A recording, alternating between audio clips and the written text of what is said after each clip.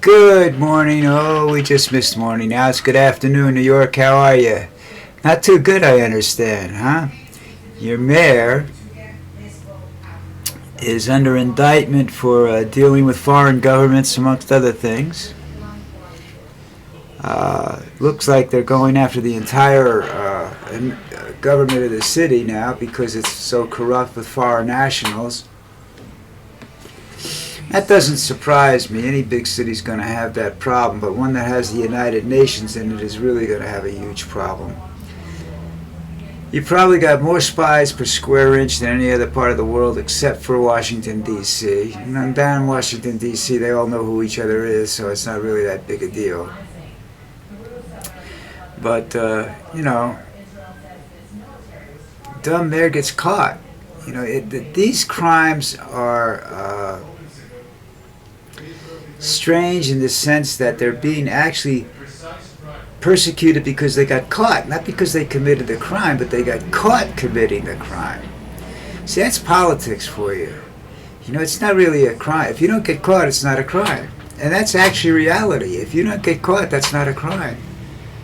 If you get caught, then it becomes a crime. Sounds stupid, but it happens to be true. If you go out and you shoot John Doe down in the street, and nobody sees this happen, and the body is completely removed, that's not really a crime. That's a crime, but a crime without a suspect or a purpose or anything else. So is it really a crime, or is it just a news story? When you get caught is when it really becomes a big crime, a big thing. It's the same with politicians. They don't commit crimes until they get caught. And then it's a big thing. Look at Trump. Again, I'm going to ask this question. Will somebody please ask that son of a bitch what he planned to do with the documents he stole? All right. Now, I get angry every time I think about that. Okay, what else is going on? The Giants played the Cowboys last night. A so-so game. Are the Giants that good? I don't know. They lost their number one receiver at the end of the game to what appeared to me to be a concussion, since he couldn't walk a straight line and didn't appear to know what was going on around him. So that's at least over the weekend anyhow, until sometime next week before he'll clear protocol. Hopefully he will, and he'll be all right. I worry more when the young players get hurt, because they seem to, when they have these concussions, they seem to become more susceptible to them. Like something's loose inside and isn't holding the brain steady, after the first one. So, but I hope he's okay. He looks like a nice kid. Wasn't doing anything, outrageous. He was being a good ball player.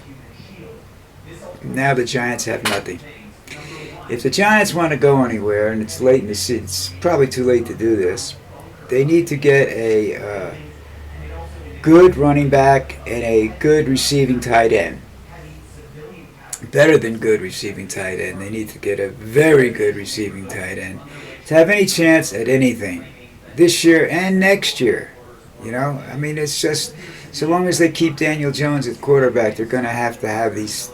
They're going to have to find some other source of offense as well, because he's not capable of doing it all. And now he's going to have to, because he doesn't have Robinson's a good receiver, but when you only have one good receiver, life gets complicated. And I don't think they're going, and the other side of the coin is that the officiating was pretty one-sided and pretty bad, which is I'm beginning to see a trend with that, and that's not good for football. So hopefully we'll see something else come up. Of course, other parts of the news is that we know that Fox is biased for Trump, and they were biased for Republicans before Trump, I think. I'm not quite sure. I don't watch Fox. I watch some programs on Fox, but I don't watch Fox News. I don't watch. When I was watching news as a kid, And growing up, I always thought CBS 60 Minutes was the only program on CBS I'd watch. I thought CBS was too conservative, uh, too one-sided. So I would watch ABC News, which seemed to be at that time what would be referred to as a liberal station, but they were also fun to watch. Young people on this, young people. I mean, I respected Walter Cronkite for what he did during the Vietnam War and everything like that, but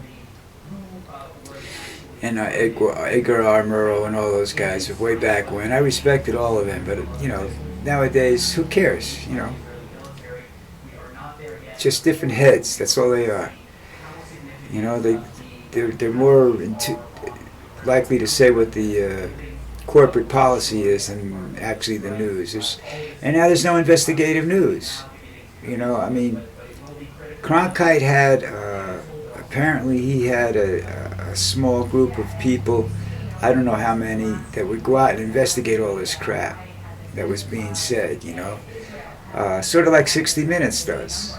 But now apparently it's cost too much money to find out what's going on in the world, so they all look it up on the computer, because every nerd that's got a cell phone is out there reporting the news. Look at me. I'm out here talking bullshit, and I got a computer. I don't use my cell phone for that stuff. That's just, where I live, it's a little dangerous to use your cell phone for anything, so, except calling for help, maybe. All right. Back to New York. New York is in so much deep shit. I grew up in New York. I didn't grow up in New York. I was born in New York City. I was born at the Park Avenue Medical Center, which is actually below sea level, which I didn't realize that. And I grew up on Long Island for about 5 or 6 years, and then I ended up in New Jersey. And don't get me wrong. There's nothing wrong with New Jersey. I don't like New York City. But New Jersey was close to New York City, so I got to see concerts and stuff like that. And then they started to come out to clubs in New Jersey and whatnot. It was a little better. It just, at that point in time, I couldn't afford to do any of this stuff because everything was too expensive. I like music, but I don't think sitting in the back of Madison Square Garden against the back wall on the first level and paying $400 a seat to see the Rolling Stones is worth it, or being all the way up at the top, where the only way to see it is on TV. You know what I mean? It's like going to Yankee Stadium. Yankee Stadium, we scalped tickets and we saw great games. I saw the so-called Pine Tar game from, I think according to the picture, I think it's like 7th or 8th row behind on the Yankee dugout side of the infield, and that was a great experience for somebody who didn't like baseball and still doesn't like baseball. But that was still a great day with a very good friend of mine who I don't know, we don't talk politics, but I think he's kind of leaning towards Trump, which is fine. Just we don't talk politics, so that makes it a real good deal. Getting back to New York, there was always a feeling of corruption in New York. I mean, never mind the movies on the mafia and whatnot that you would see, and how it started and how they ran, quite possibly ran New York for a while. Just like the Sopranos ran New Jersey, and, they were afraid of New York for a while.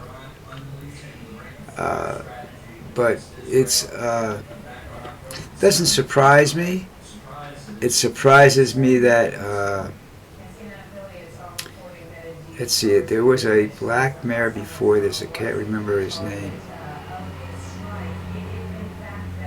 but there was rumors of stuff going on back then. There have been rumors with every administration. Now, this is a Democrat, and this isn't the Republicans going after the Democrats. This is the FBI apparently got put in a position where they had to do something. It was so blatant and so bad. And it's taking money from the Chinese and whatnot. Look, I know people that went to New York from Columbia and were involved in political politics. They worked at the UN, from Venezuela as well, and they came back 10 times richer than when they left. So yeah, there's a lot of shit going down around that. When you have all those world leaders in there and you have their so-called protection details with them, and then you have, you got to realize that anything that's said in New York is recorded by somebody someplace. This is probably recorded by somebody someplace too. But New York City, at least, 3 or 4 countries are probably recording everything that's said. As the technology improves, so does the level of spying. Look at the situation in Lebanon with the pagers. Nobody's ever seen anything like those pagers before. It was nearly impossible to detect the explosives in them. So now you got, now you have everybody that's getting on an airplane and everywhere else getting nervous. Because nothing's safe anymore, because they don't know anymore. That's the one thing they're not saying. They have no way of detecting this stuff.